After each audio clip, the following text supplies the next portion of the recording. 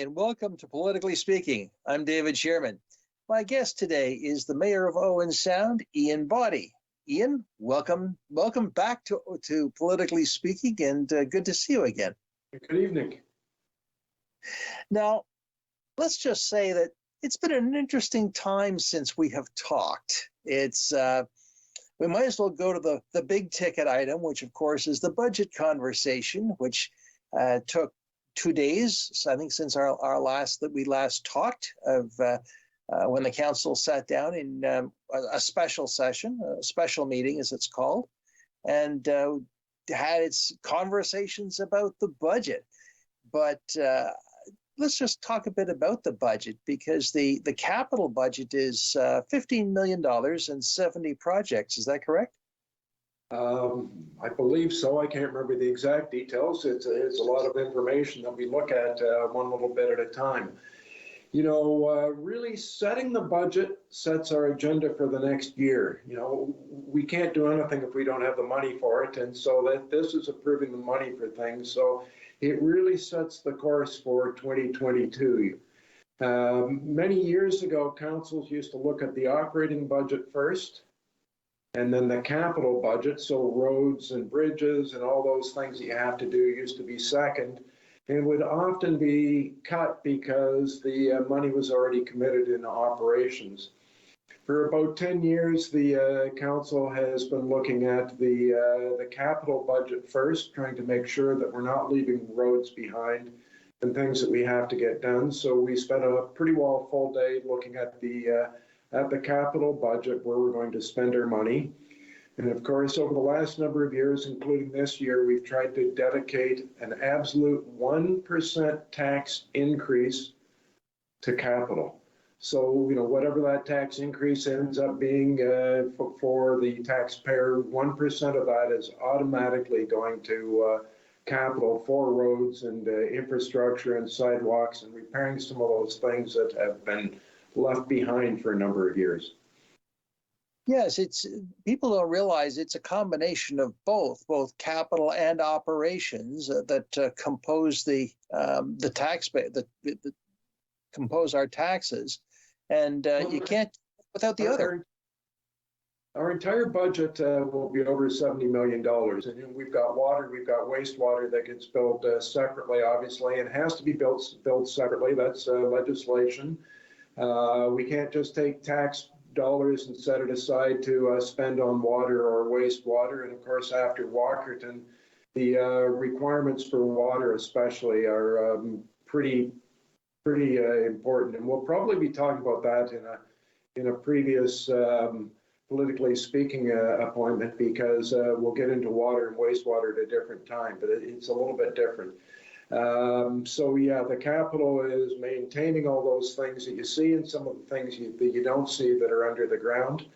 And operations is providing those services and paying the people to be in the trucks. And when you think about it, you know, just about everything we do is about manpower, so paying labor. And of course, you know, talk about the multiplier effect. People that live in Owen Sound that are getting paid in Owen Sound are most likely to spend their money in Owen Sound, so it goes into the community. But our other big thing is energy, whether it's lighting, electricity for computers, fuel that goes into trucks. You know, it's all really energy, insurance, benefits packages, those types of things that are also unpredictable. And then, of course, we get a lot of grants from the provincial government, some from the federal government that goes into the budget. And each year we'll try and put some money into the SOC, into the reserves for like truck replacements. So all of our fleets have got a building up, so we're not borrowing ever for trucks and things. And that's maybe another point. The city cannot deficit budget. We cannot plan to borrow money to make the budget work. We have to break even on it. And there's times that we're a little over budget, a little bit under, and we've got a reserve that's set aside to cover if we go under. And if we go over, that money goes into the reserve. We can debenture, which is like borrowing on capital projects like roads and like buildings, not necessarily trucks. So at times there is 10th Street Bridge is a good example, or even our rec center. We still owe about $9 million on the rec center, and it will take us about 17 more years to pay that off. I'm really going down a rabbit hole here, but we borrow that money from the GBE fund. So Georgian Bay Energy was ran our PUC and ran our electrical side. It was sold a number of years ago for about $17 million to Hydro One or Ontario Hydro. That money continues to be set aside. We continue to borrow from that money for the rec center and certain things. And then, of course, the interest that we would pay to that fund instead of paying to a bank is used partially to pay for some of the capital. So it's complicated. So there's money sources from different areas, and we pay it back out to different areas. The analogy I've often seen and used myself in these conversations is to think of an apron with many pockets, and you put all of the money into it goes into a variety of pockets, and sometimes you're just moving money between pockets when you think about the reserve fund, but at the same time, you're borrowing from yourself, and that's a healthy thing to do. That's not a bad thing to do, as long as you pay it back. Yeah, well, you can't forget that apron, all the money in all those different pockets are taxpayers' money. It's not my money; it's taxpayers' money, and we're looking more and more into 3 and 5 year capital plans, et cetera, financial plans. So we know where that pocket's going to be in the apron in 5 years, and try and put money into that sock to be prepared for when those costs come up. Well, a good example I'm thinking of how you were able to use a reserve fund was what happened with respect to the newest fire truck.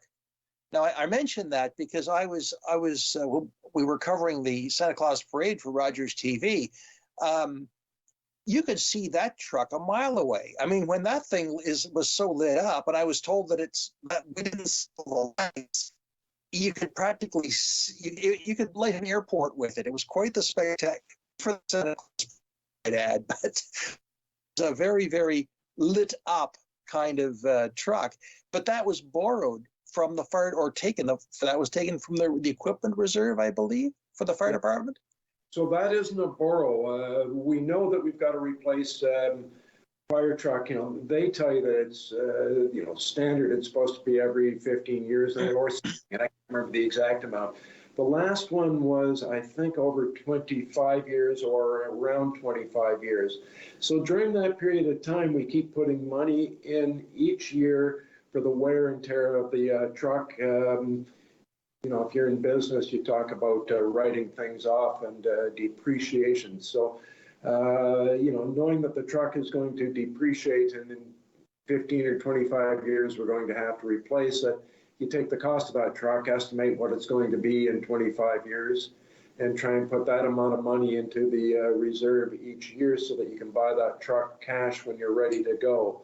A couple of years ago, and I remember we were at the Bayshore Community Center, so it was while City Hall was being worked on, we had an updated report realizing that we're going to have to put a little bit more money into that reserve, so we were ready to buy the truck when it came. So, yeah.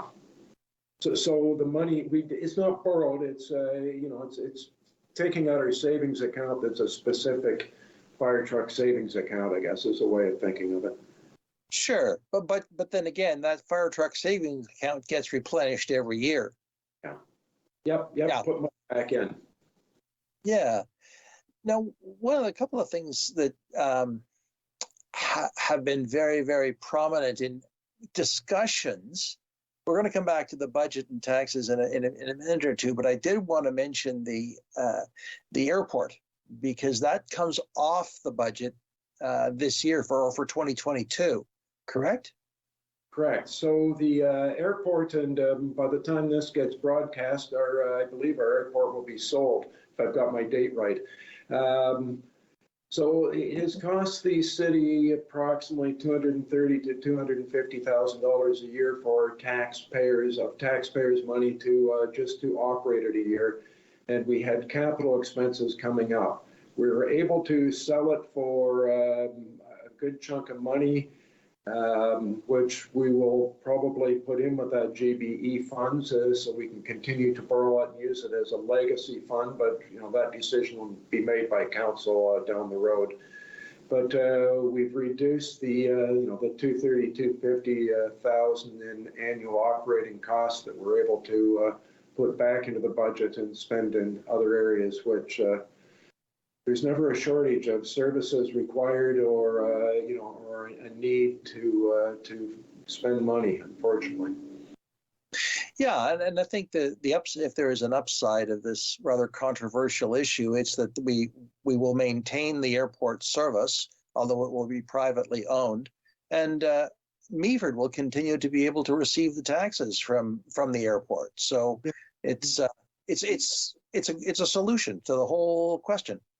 Well, actually, it's a perfect solution because now we've got somebody that knows how to run the airports, has received awards from the airport industry for other airports that he operates, knows what he's doing. We don't. I've talked about this before, that a council needs reports. It takes weeks to make a decision because, again, we're spending taxpayers' money. It's not ours. And a businessman who's spending his own money can look at something saying, this isn't working, starting tomorrow I want to do X, and he can make those fleet-footed business decisions that the municipality just can't do. So it's really, I think, a win-win for absolutely everybody. I also noticed that we've had a large number of airports for sale this fall.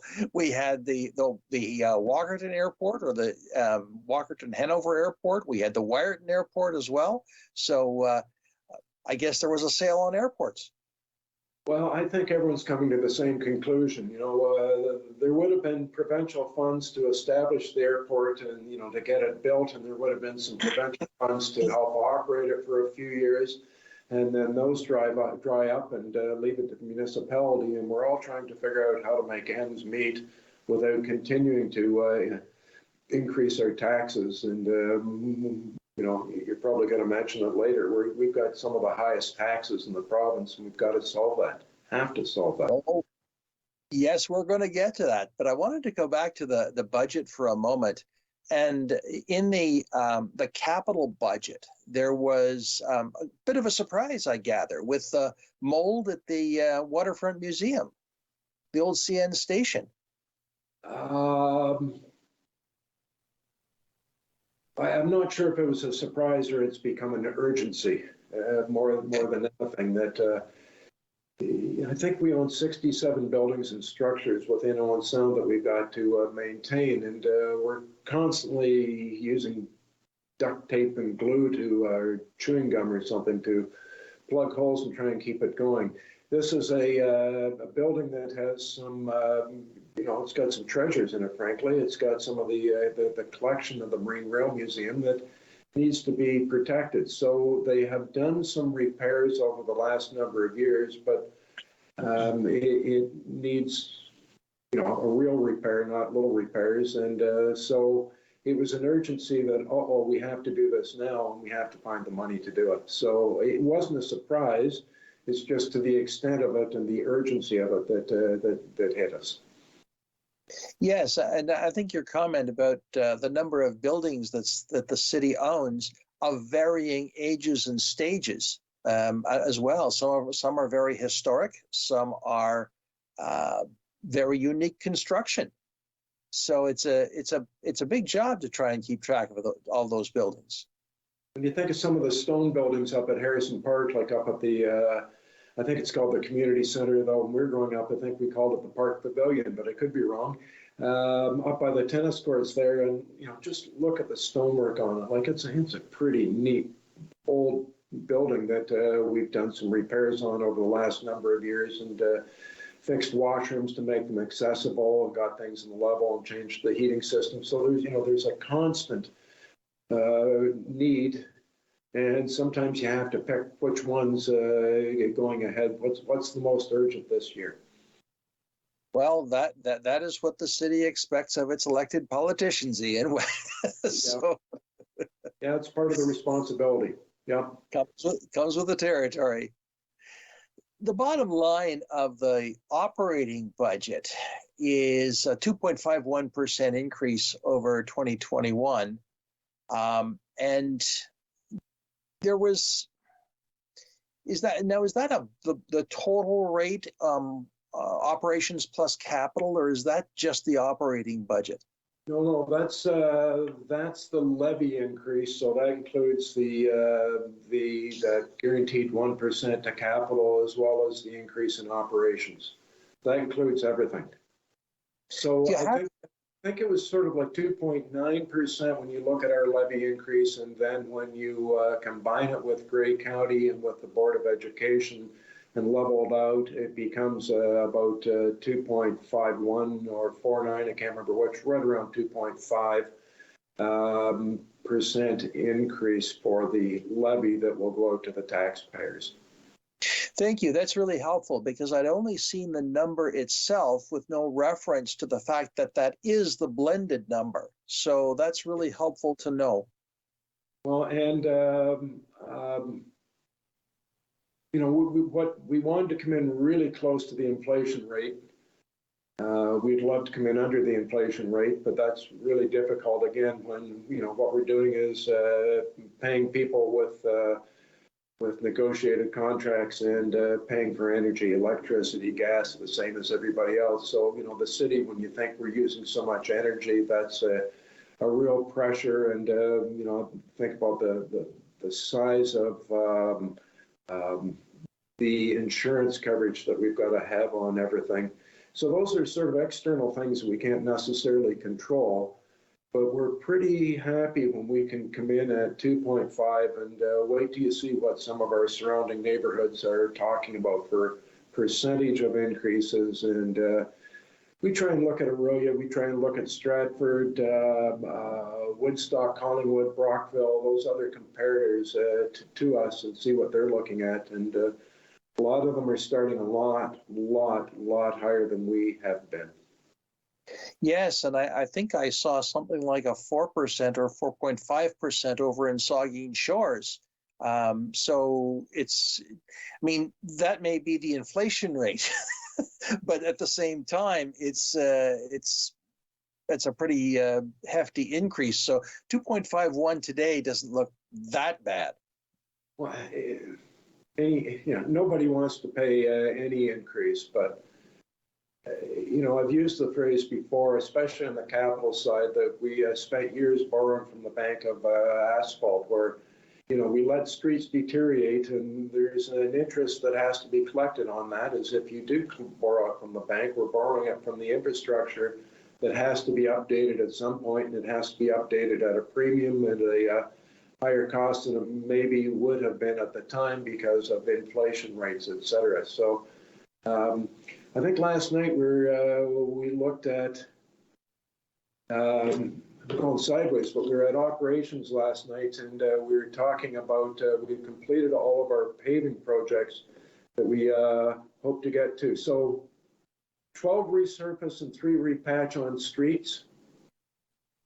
And it only, I don't have the dollar amount. It only adds up to being about 3 kilometers, but that's, you think of all the kilometers of the streets in Owen Sound, that doesn't seem like much, and it isn't much, but it's nice to be able to get that done. And unfortunately, I don't have the dollar value written down on that. So that's in the 21 budget, but that's sort of one of the capital things that we're trying to increase to get the roads in better shape.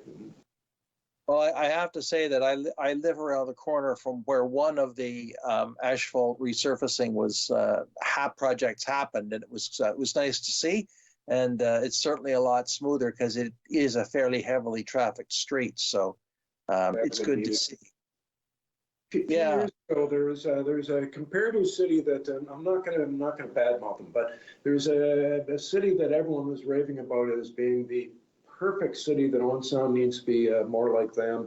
We were down there a few years ago, and I hit 2 potholes in their main street that I wondered if there was a Volkswagen buried in the bottom of them. They were huge.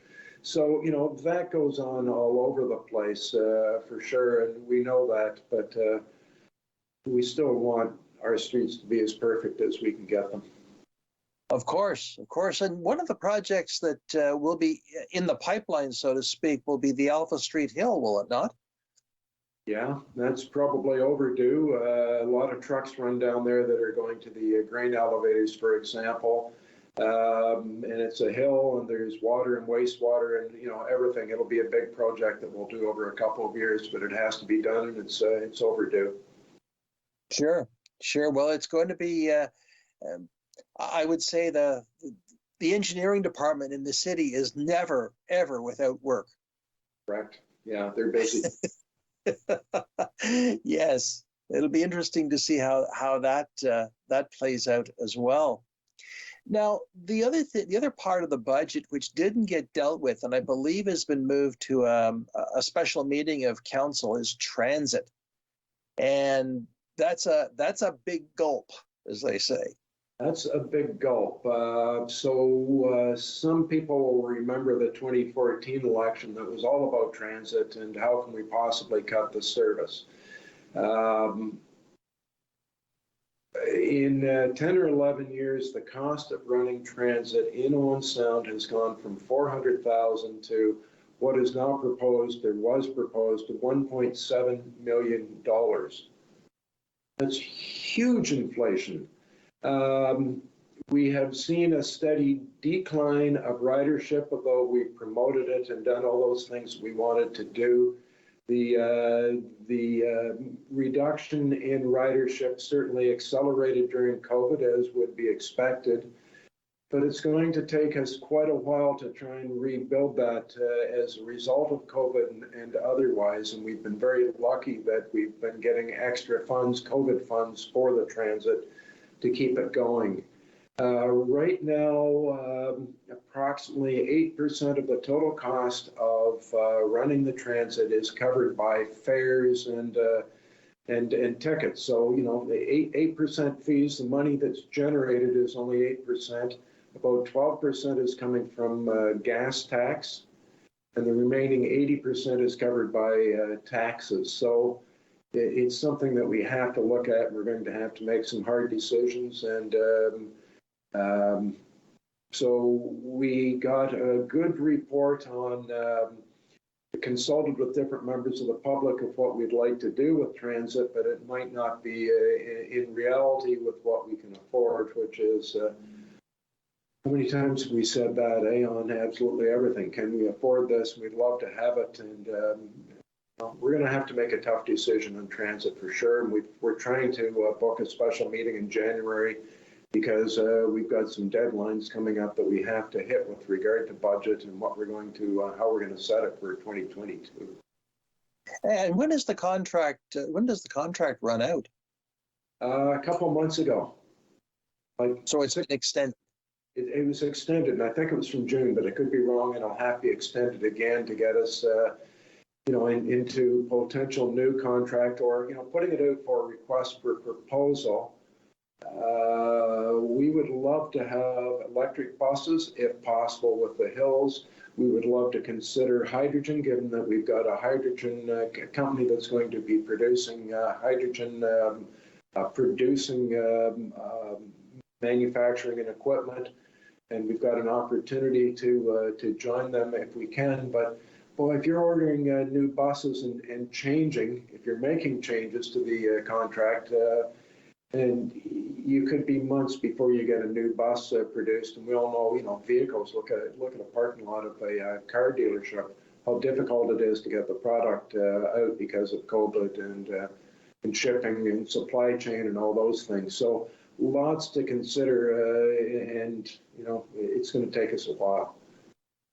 I'm sure it's going to be, how shall I say it, another interesting issue for the city to have those conversations about. I do remember those days back in 2014, when there was deep concern expressed over transit, and it will be very interesting to see. I know that one of the considerations, just a little deeper into the weeds, was that with the contract that we had by contracting out the service, we were able to obtain reliable transit buses, which were easier to work on by the contractors. So it was a good, at the time, it was a good deal. But who knows where it will be a year from now. I've got no qualms whatsoever with their contracts whatsoever. And we've had good buses and they have operated. The previous buses, we got a provincial grant, but we had to buy a great big bus, which, I think we're going through transmissions. I forget how often with those buses, with hills and stopping and starting. And, there's a lot of work to maintain them. And I think these have been better. And we're happy with the service that we have. It's what can we afford going forward? Sure. Well, transit is a part of climate change and climate change mitigation. So we will just have to wait and see what the conversation brings. Well, there is a double edge to that sword with climate change. Yes, you'd rather have the bus full versus having, if it's a 40-seat bus, which it might be, than having 40 cars. But when you're running buses with only 2 people in them, is that really good for the climate? And we might be a contract away from being able to have really reliable electric buses. We know they're out there, but our hills and our winters are an issue. So are we ready?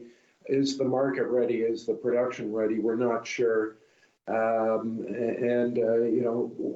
do we go from there? When I was growing up, it was a contract with Cotton Buses. It was 1-hour service. It worked. It came around, it picked us up, it dropped us off, and of course, we got provincial grants, or the previous councils got provincial grants to go to that half-hour service, and then of course they dry up after a while. But we have to look at absolutely everything.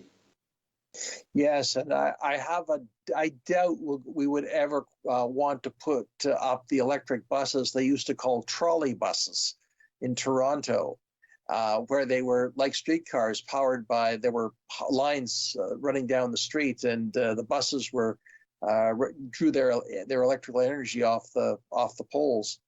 Yeah, that don't think we've ever had that here. No. I can't imagine the infrastructure cost of putting that in. Well, you never know, but I think you're probably right. I think those kinds of buses have pretty much disappeared off the face of North America, at least. And all we've got is the TTC and the streetcars. And I don't think you could run streetcars up and down our hills here in Owen Sound. No. Well, at this point, Ian, I think we're going to take a quick break, and we're going to come back and have further conversation because, there's lots of stuff to talk about yet. So, friends, I'm David Shearman. This is Politically Speaking. We'll be right back.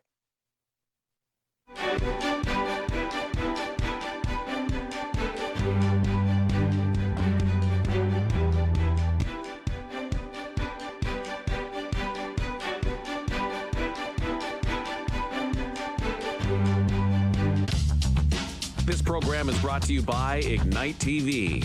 Now you're in command. Visit Rogers.com for more details.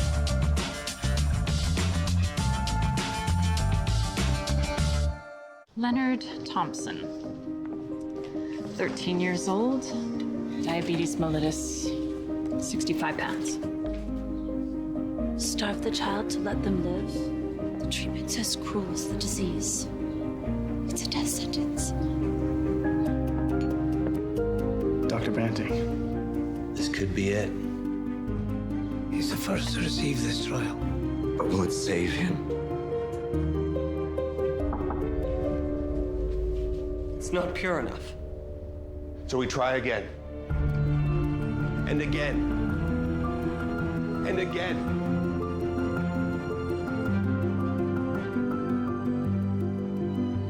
Before the discovery of insulin, diabetes was a death sentence.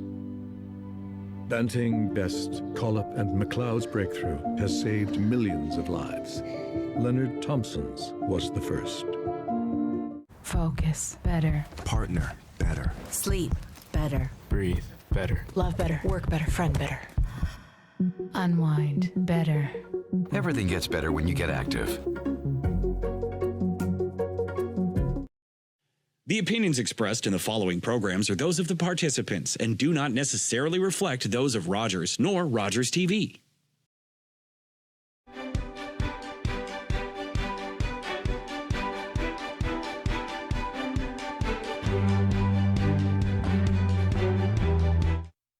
Hi, and welcome back to Politically Speaking. I'm David Shearman. My guest is Mayor Ian Boddy of the city of Owen Sound, and we've been talking about taxes, budgets, roads, transit, just about everything, but we're not done yet.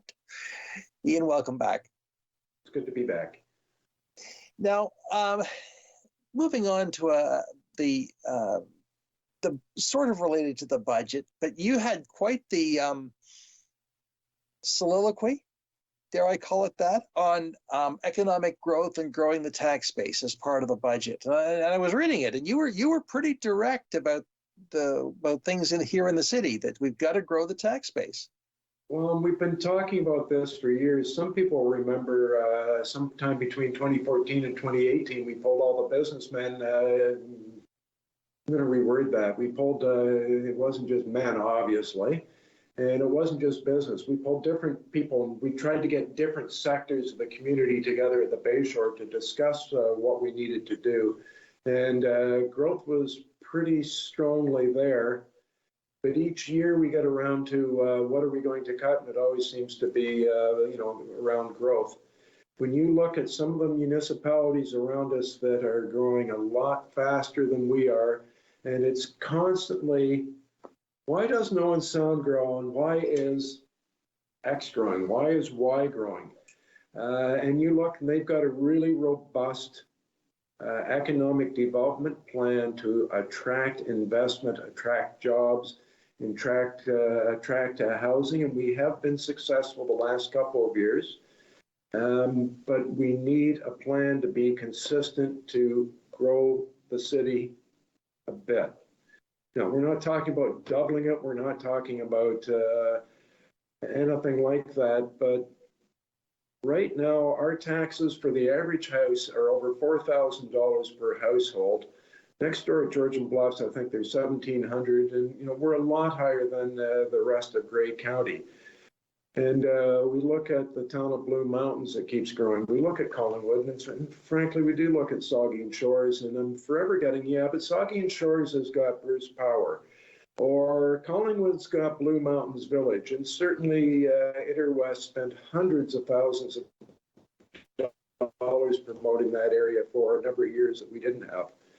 But we can't sit and do nothing and wait for them to come and then say, well, why didn't it happen? And then say, well, everyone else had some reason why they did it. We need to put in an effort, put in a plan, put in, let's look at, anyone that lives here knows why they live here. There's so many great things going on, but if you don't tell anybody, no one's going to come.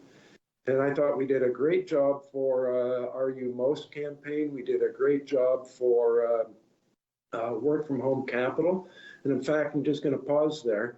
The Work From Home Capital of Canada has been submitted we're a finalist at the EDCO, so Economic Developers Council of Ontario, and so has the River Precinct, or the River District, changing it from DIA, that whole rebranding.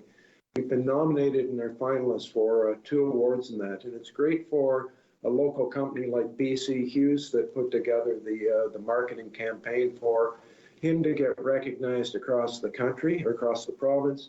It's great for the city to be recognized, because you never know when you're going to try and attract a new employee to the city and they go, hey, I remember them. They had a couple of really smart, creative campaigns that they got an EDCO nomination for, an award. So it's important to get those awards, and gives us an opportunity to attract others. And we have done some things like that, but we do not have an overall growth plan. And I've been whining and whining and whining and whining about this for years, and it doesn't happen. So my frustration boiled over last week. We've constantly built it and they will come philosophy. Our forefathers in the 60s built out the water and the wastewater plant for 45,000 people because we're going to grow. And we haven't got there. And we keep doing things. And I mentioned that we stole $9 million in the rec center. It'll take us 17 years to do it. It's great. We needed it. It's well used, but it is built for 40,000 people.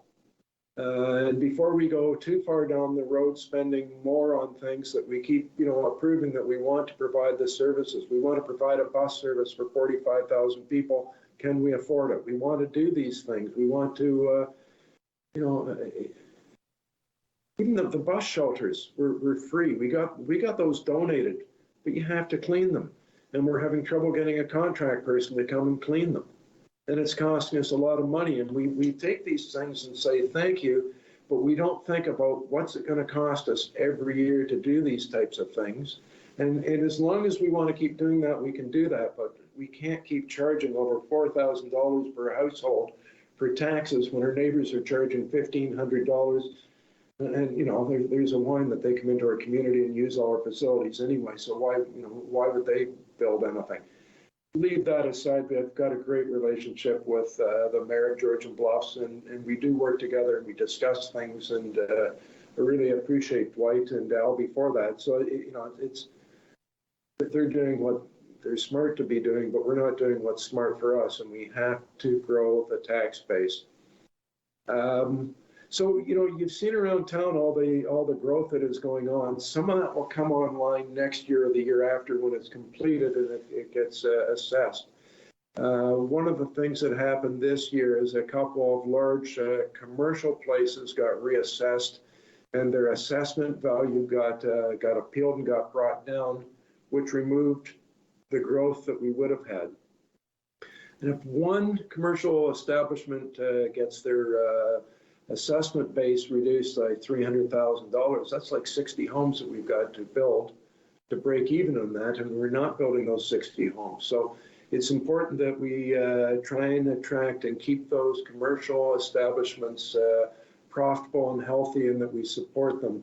It's important that we continue to bring in industry like Hydrogen Optimized, and like McLean Engineering that's building mining equipment that is now putting a battery electric stuff into that, and really far advanced stuff. We've got some great manufacturing that's going on here, but we need to try and build on that and attract more and have a plan to do that, to try and keep the tax burden off the residents and to try and spread that tax burden out over more taxpayers. So that's my frustration, and I know our city manager, Tim, who is in Vaughan, that's one of the fastest growing cities in North America, if not, at least Canada and Ontario.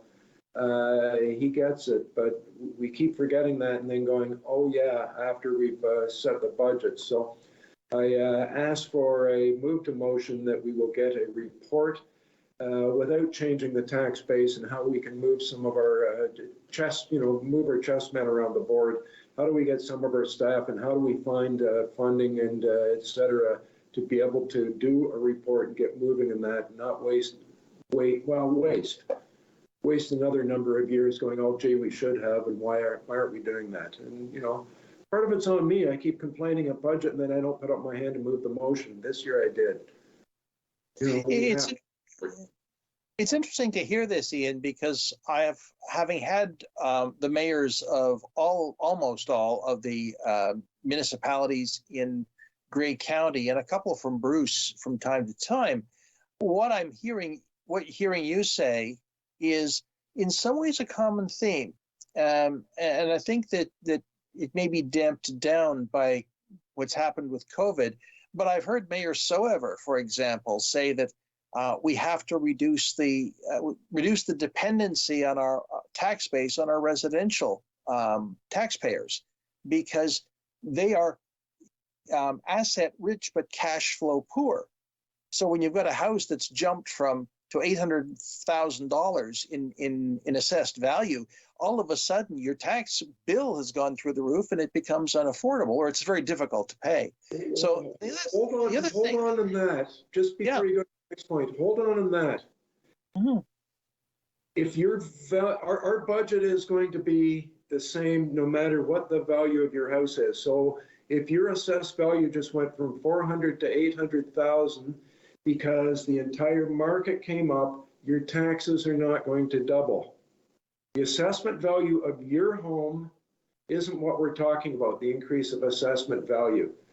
If your home goes up 800,000 and everyone else's stays the same, then your taxes are going up. So what we're talking about is new assessment, new homes, new buildings, and certainly commercial and industrial to take it off of residential. But sometimes people think because the value of their individual home, the assessment value, all of a sudden the market value went from 400 to 800 over the last 2 or 3 years, doesn't mean that your taxes are going up when the entire market goes up. So I just wanted to clarify that. So then that's a very good point, Ian, because one of the things that Mayor Soever did acknowledge is that they are ahead of us here in Owen Sound in terms of new house building.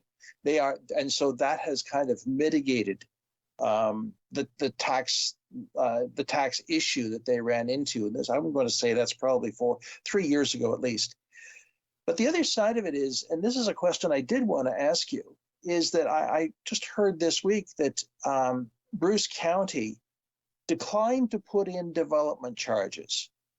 We have development charges in Grey County, but also in the city. Does that add to housing costs, or is that in any way related to assessment, or are they quite separate issues?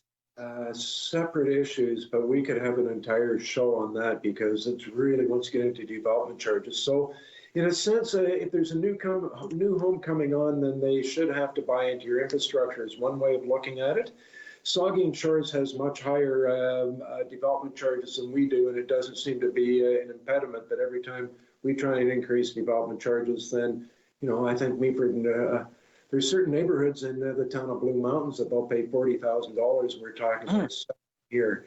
It was like $40,000 and $60,000 during Hazel McCallan's era in Mississauga. So, but the demand is so much that it's different. Development charges do not go into the taxes. They do not go into general taxes. They have to go into a very specific reserve fund that can only be used for things that are identified that are growth related. So probably some of the rec center, if you were to put an addition onto the library, because all of a sudden there's a need for that. If you had to put in new roads and water and septic service to treat that, that would be growth related. Certainly when I talked to Gary Goya that owns Heritage Growth, where Winters is, he is frustrated that he had to pay for the street to go in, and as other users develop around him, they will pay back into it. But he had to front that, where if he had been paying development charges, he would know that he's paying development charges, and those streets for growth would be paid for and put in. But it's really convoluted. In a sense, I suppose some of that growth and some of those things that we end up taking from the tax base because we don't have the reserves for them. So in the long run, as I said, we could spend a whole show on this. In the whole long run, there may be a tax consequence of not having specifically large enough development charges. On the other hand, we wanted to reduce development charges here to try and encourage development to come here instead of into a field at Kilsyth or someplace else where there's no bus service, no churches, no schools, no, it's on water and it's on wastewater. And, development in the province is supposed to be, urban development is supposed to be in urban settings where you have the infrastructure. Yes, and that, like you say, that would be a whole other conversation about what are called provincial planning statements or PSS. Policy statements. Yes, that would be a whole other conversation. I am learning some of this lingo as I have conversations with all of you as elected representatives and the planners as well, because we've had them on as well. So it makes for a very interesting conversation. Well, let's move on to something perhaps, well, I think it's a pretty good thing, is the strategic plan dashboard that's been brought forward, was just released at the last council meeting, and it's now available, and people can see how the city is doing, what the city is doing against its strategic plan. Well, that's another thing that Tim has brought, and as I talk about other communities having a strategic plan for economic development, they tend to have communication plans too. So, you know, we did the survey of the community satisfaction survey, which is a way of communicating and getting feedback. So having a dashboard so you can go in and see how we're doing on the strategic plan it's helpful for councillors as well as the general public to see what's going on.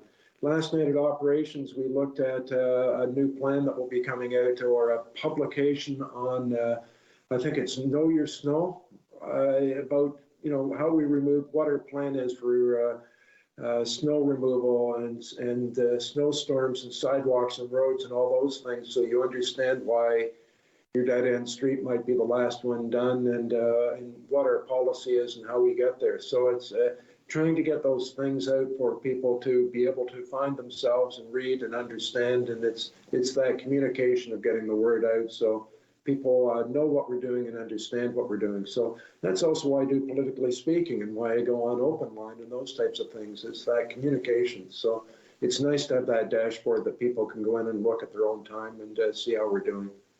And ask questions, because it's a lot easier to ask a specific question about a specific part of the dashboard than something very vague or may not be quite sharp enough. So, yeah, I think that the concept of a dashboard is a good one.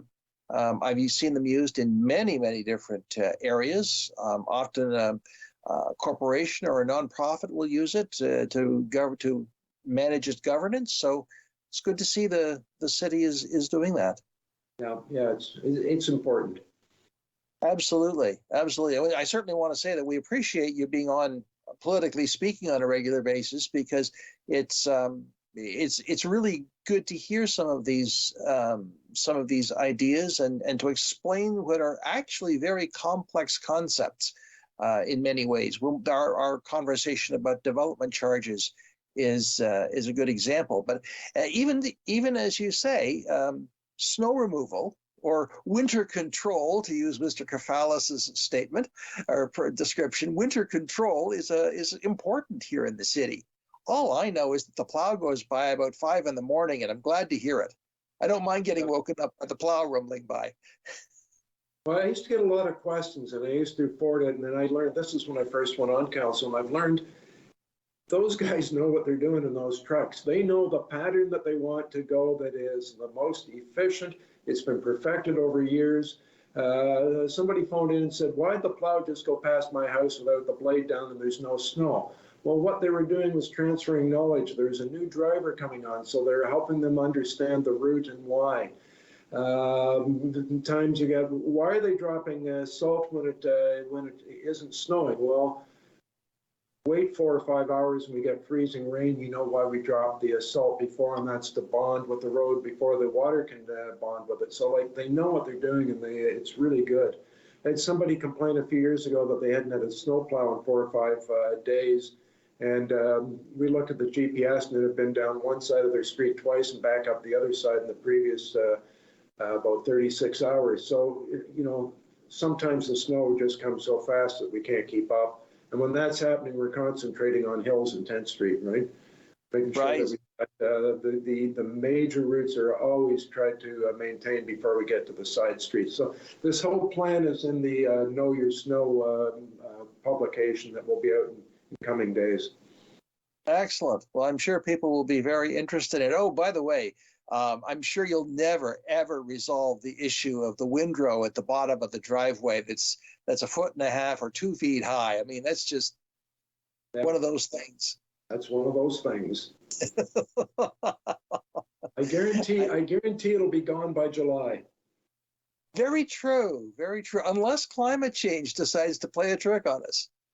What's 'tis the season? What do you call an old snowman? Water. Yeah. Exactly. Well, let's get on to some really good news. And you're wearing your sweater to show your loyalty for Scotiabank Hockey Day in Canada.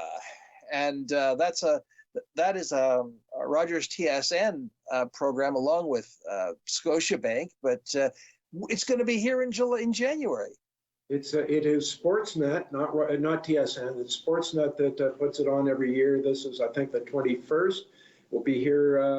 The big day is Saturday, the 29th. It'll start the 23rd. Please go to onesound.ca/hockey day. We're going to need a lot of volunteers, which will be lots of fun. You might get a chance to meet some of the legends of hockey that will be here. We've got ticketed events, and tickets are going fast. I know down at the attack office at the Bayshore Community, the Harry Lumley Bayshore Community Center. Harry Lumley is pretty important. That's partly why we got it. There's all kinds of neat merchandise with, there we go. This type of thing, and T-shirts and hats and great merchandise that's selling quickly, and we'll be ordering more.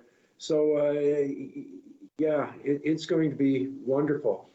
So 2 years ago, I guess, we were in the process of applying and got invited to fly out to Yellowknife to see Hockey Day in Canada.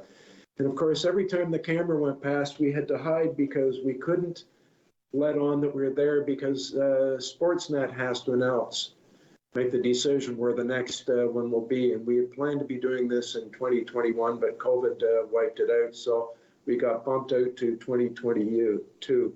It is a fabulous celebration of our national sport with some, Cassie Campbell and some of the stars of women's hockey, as well as, the NHL. You'll see Lanny McDonald and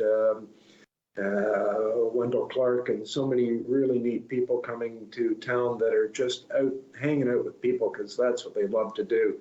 Stanley Cup, there'll be a women's university game in the afternoon. There will be a alumni or old timers game with some local celebrities on the Friday night.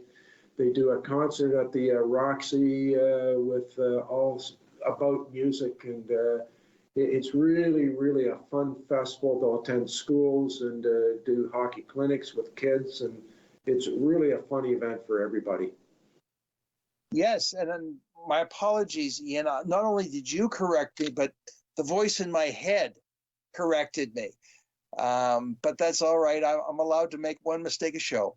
So it'll be 10 million viewers that will tune in. Like, what an infomercial it is for On Sound on the Saturday, which, coast to coast to coast. So it's great. And we've got such a great hockey story to tell in this town, from the Grays winning in the 20s to about 1937-38. My father playing junior for the Grays when he's 15. His coach was Pinky Lewis, who was a black man coaching in Owen Sound, and it was accepted. And what's his name, Carnegie, that came to play with Tommy Burlington in the 50s. And you think about the black players that have come through the Owen Sound attack and how important it is to the platers and to the attack, and that legacy in this community going back to the Underground Railway, and amazing the history that we've got here. And we have our own hockey historian here in Owen Sound, don't forget, with Eric Zweig, who has written a number of hockey history books, particularly for young kids. Yeah, great stories and great history. Absolutely. So, did I hear you say the Stanley Cup is going to be here? Absolutely, it will be here. And well, that's some guys that come with these great big rings on it that say Stanley Cup too, which is pretty cool. That's right. And it's not just Owen Sound. There are events outside of Owen Sound. I believe that there's going to be some hockey over at Saugeen First Nation and other places around the area. So it's not just an Owen Sound event solely. The broadcast will be Harrison Park, Order of Good Cheer rink, of course, as well as what's going on at the Harry Lumley Bayshore Community Center. There'll be an attack game that night. So, yeah. We're pretty excited, obviously. And staff have been working Well, as soon as we got over the work from home capital of Canada stuff, staff transitioned almost immediately to start to plan this, and we're ahead of other communities when you talk to the representatives from Scotiabank and from Hockey Day in Canada and Sportsnet that come up and say, that Brent and everybody are so far ahead in organizing compared to others, and we're in great shape. And it's all hands on deck, and they're doing a great job. Well, it doesn't hurt that Brent has a long connection with the Attack as well. I happen to know that because I've known Brent for years. But and of course, here at Rogers, we broadcast the Attack games, so we're involved.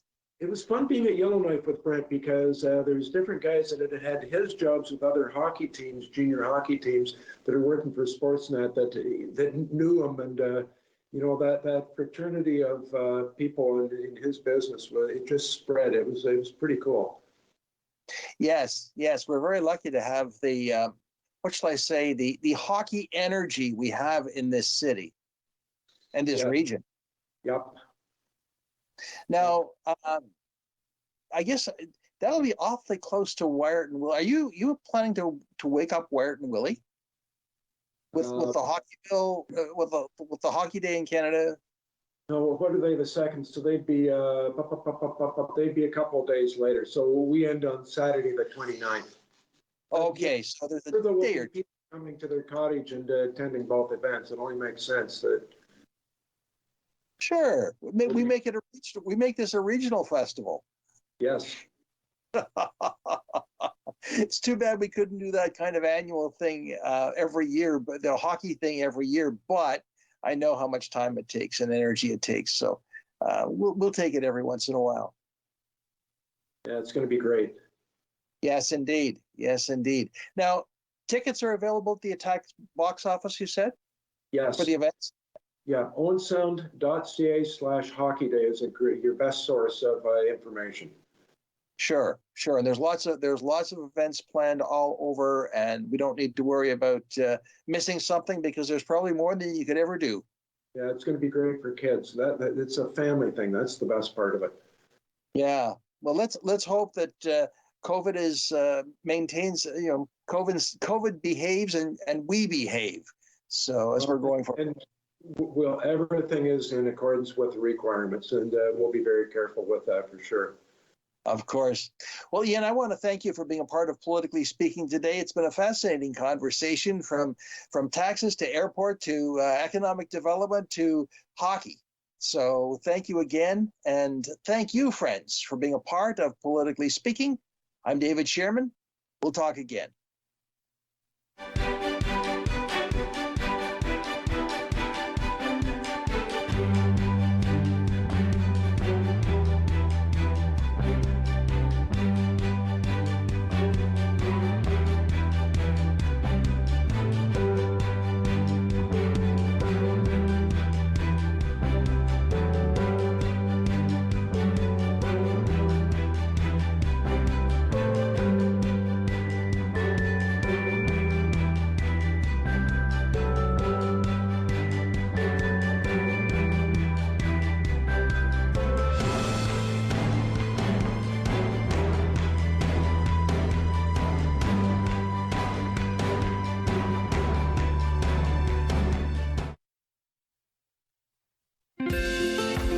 Call the Rogers TV Viewer Response Line. Email us or connect with us on social media.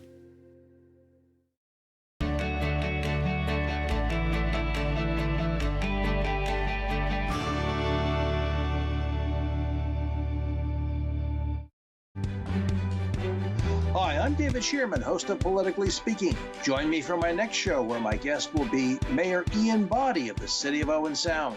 Politically Speaking on Rogers TV. Best Christmas gift ever. Hallmark Channel's Countdown to Christmas. Go. I'm just glad you're